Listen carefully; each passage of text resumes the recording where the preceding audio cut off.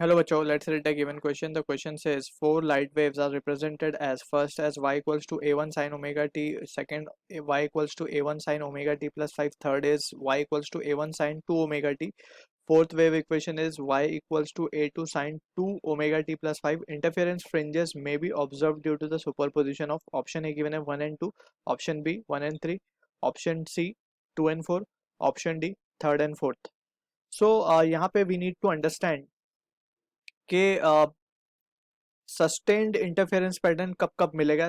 Basically हम उनके criteria हमें पता होने चाहिए कि कब कब सस्टेन्ड इंटरफेरेंस पैटर्न मिलता है। So there are various criteria like sources should be monochromatic.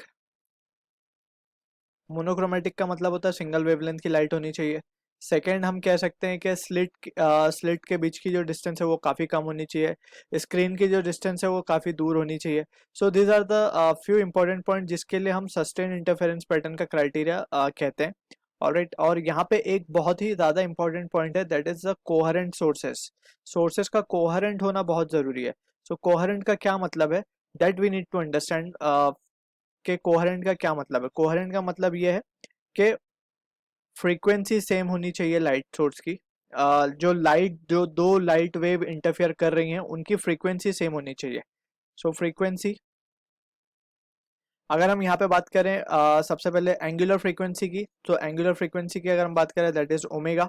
अगर ओमेगा सेम होगा तो फ्रीक्वेंसी भी सेम होगी, बिकॉज वी हमें पता है ओमेगा क्या है, 2 पाई एन। ठीक है ना।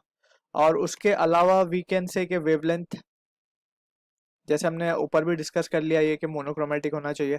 ठीक है। और हम बात करते हैं वेवलेंथ हो गया, फ्रीक्वेंसी हो गई, and it is also the phase difference. या तो फेज डिफरेंस कांस्टेंट हो, ठीक है, या फिर फेज डिफरेंस वी कैन से या फेज सेम हो दोनों का। So these are the things we need to be very careful. ये सारी चीजें हमें दिमाग में क्लियर होनी चाहिए। अब हम बात करते हैं कोहेरेंट सोर्स को ही थोड़ा सा आगे और फर्दर एनालाइज करते हैं। कोहेरेंट सोर्स की हमने बात की कि ओमेगा सेम होना चाहिए, और अगर ओमेगा सेम है तो that means frequency will be same, because omega को क्या लिखते हैं हम, 2 पाई एन। सो 2 पाई तो कांस्टेंट है, so that means K N should be same, that is frequency should be same. ठीक है। और फेज डिफरेंस भी सेम होना चाहिए, फेज डिफरेंस कांस्टेंट होना चाहिए थ्रू आउट। ठीक है। सो अब इसी चीज को यूज करते हुए will try to answer the question.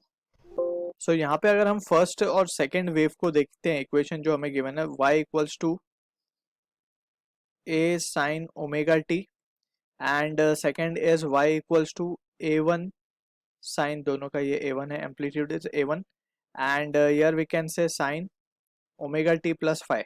सो अगर हम यहाँ पे केयरफुली देखें तो दोनों का एंगुलर फ्रीक्वेंसी ओमेगा सेम है, दैट मीन्स इनकी फ्रीक्वेंसी भी सेम हो गई, तो फर्स्ट पॉइंट सेटिस्फाइड है। अगर हम बात करें एंगुलर फेज डिफरेंस की, सो फेज डिफरेंस क्या होता है, this is the phase we called, ठीक है ना, ये फेज होता है। सो अगर इन दोनों का फेज डिफरेंस देखें तो it will be just 5 over, सिर्फ 5 आ रहा है यहाँ पे, यानी कि वी कैन सी कि ये टाइम पे डिपेंड नहीं कर रहा। Phase difference is independent of time over here. ये एक इंपॉर्टेंट चीज हमें यहाँ पे समझनी होगी, फेज डिफरेंस इज इंडिपेंडेंट, या फिर हम यूं कहें कि phase difference, this is the phase difference and it is not depending upon the time. Time independent है। टाइम इंडिपेंडेंट का क्या मतलब हुआ, टाइम के साथ साथ ये चेंज नहीं हो रहा। दैट मीन्स के एक पॉइंट अगर पर्टिकुलर टाइम पे ब्राइट है तो वो कुछ टाइम बाद डार्क हो जाएगा, ऐसा नहीं होगा, because it is not depending upon the time.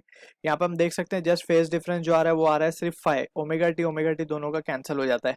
ठीक है। सो कुछ we can say phase difference is independent of time, that means कि अगर कोई टाइम पे ब्राइट है तो वो ब्राइट ही रहेगा। ठीक है। So this is what the sustained interference pattern is. So हम कह सकते हैं कि 1 और 2 विल बी इंटरफेयरिंग, और ये इंटरफेरेंस होगा यहाँ पे, और interference fringes will be observe from 1 and 2। So option A तो हमारा करेक्ट हो गया।